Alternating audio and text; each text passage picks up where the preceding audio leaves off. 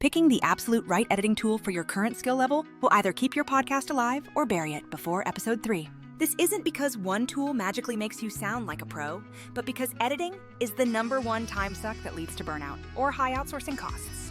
I've been in the trenches with editing software since Final Cut was the default flex back in the early 2010s, and have stress tested nearly everything popular since. In this video, I want to walk you through the real trade-offs of each option, cover how to think about the new crop of AI tools, and share my personal winners. For quick background, so you know where I am coming from, I'm the author of Pod Mahal and launched my first podcast in 2016 out of my childhood bedroom with zero audience. Within just 1 year, that initial grit helped me land my dream role coaching high-performing executives. I have since co-hosted and produced shows that crossed the 1 million download mark, and now I help creators scale content without burning out. That entire experience shapes how I evaluate tools, focusing strictly on speed, repeatability, and whether a tool actually helps you publish more consistently. Okay, let's set up a simple framework to categorize these options. Crawl, walk, and then run. The crawl stage is all about getting your episodes out reliably without drowning in post-production overwhelm. For the vast majority of beginners, the clear winner in this initial stage is Riverside.fm. It started as a remote recorder that actually captured local audio tracks, meaning your editor isn't stuck with that awful compressed Zoom audio glue. Over time, it has evolved into a pretty capable all-in-one editor that handles the heavy lifting for remote recording sessions. GarageBand and iMovie still deserve a mention if you are strictly doing audio only or are already comfortable with Apple's inherent simplicity. But they are admittedly basic tools, limited in track complexity and lacking the export options needed for scaling a clip-based social strategy. This is where Vizard becomes really interesting for the crawl stage by auto-editing viral clips directly from your long episodes. It can instantly turn your interview or monologue into dozens of ready-to-post short videos, removing that major barrier of manually chopping highlights. Plus, its auto-schedule feature takes the guesswork out of publishing by setting the cadence and letting the AI handle the deployment. For a creator trying to publish consistently, that combination of instant assets and automated scheduling is absolutely huge. Now we move into the walk stage, which is for gaining more control as you start to find your authentic voice.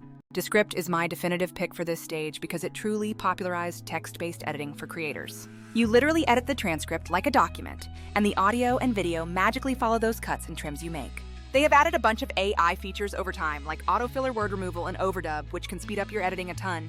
That said, Descript is cloud first. So if you need offline editing or have massive 4K files, you might bump into upload limitations or slow performance. This is another spot where Vizard pairs exceptionally well. Use Descript for the main episode precision, then feed the final version to Vizard for automated short clips. You get the timeline precision of Descript combined with the distribution horsepower of Vizard, all without doing the same clip work twice. CapCut also deserves a major shout out because it has become ubiquitous for mobile creators doing TikToks and Reels due to its nimbleness. However, CapCut's limits show up when you need consistent templates across platforms, high-res exports, or complex audio mixing. The run stage is where professional production truly lives, demanding multi-camera setups, color grading, and complex audio sweetening. This is the domain of Final Cut Pro, Adobe Premiere Pro, and DaVinci Resolve, programs that give you the utmost control you need. Final Cut Pro is a great option for Mac users with its one-time purchase and deep native integration into the Apple ecosystem. DaVinci Resolve is the undisputed gold standard for color grading, which is why Hollywood relies on it, and it even has an incredibly powerful free tier.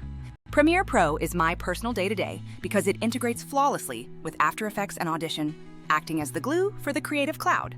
The trade-off for this power is that these tools are heavy, require a strong machine, and demand a significant time investment to truly master. And then there's the new wave of AI-first tools like Opus and CastMagic that promise automated clipping and instant viral scoring. These tools are great for power users wanting automation, but the downside is often weird export limits or inability to handle files above 1080p resolution. Many niche AI tools do one thing superbly, but they don't replace a full editing workflow, often leading you to manage several monthly subscriptions. This is where Vizard's specific positioning matters because it doesn't try to be every editing app in existence. It focuses on the exact pain point creators face after the long episode exists, finding the best moments and converting them into platform-native shorts. The first thing Vizard nails is auto-editing viral clips, identifying those highlight moments so you don't spend hours scrubbing through footage. Second, the AI auto-schedules, meaning you just set your desired posting frequency and the system queues the content across platforms for you.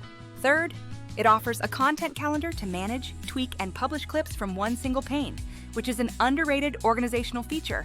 That last point is huge because you can have a stack of nice clips, but if you don't have a simple calendar, things inevitably fall through the cracks. Vizard gives you that single pane to plan and execute everything, something that gateway tools like Descript or Riverside don't fully solve. So, how do you pick the right path? My first practical rule is that the absolute best tool is the one you will actually use every single time. If Premiere Pro terrifies you and you never open it, it simply doesn't matter that it is technically the most powerful option available. You must start where you can ship consistently. Crawl with an all-in-one like Riverside and use Vizard to instantly turn episodes into reach-generating social content. Level up to transcript editors like Descript when you want surgical edits and fast filler word removal, then pair its precision with Vizard's clip pipeline. When your production complexity actually demands it, like multi-cameras or log color, commit to Premiere, Final Cut, or Resolve, then plug Vizard into the end. Be cautious with one-trick AI tools. They can save you time up front, but always check the export quality and file limits before you commit. A quick practical note. Cloud-based tools require good internet, while offline tools let you edit on a plane or in a remote cafe without worrying about upload caps. Also, the plugin ecosystem for the Pro tools is very real, adding massive power over time if you are committed to learning those third-party assets.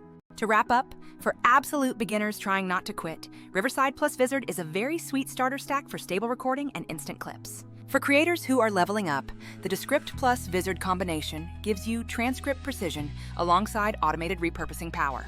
And for high-end pros who produce a lot of video, use Premiere or Resolve for grading, and then Vizard becomes your distribution engine for social content. At the end of the day, the best software is truly whatever keeps you publishing, because tools are just enablers for your voice. If you are constantly tweaking settings instead of shipping the episode, it's time to simplify your entire process. Use Riverside or Descript to get the episode out.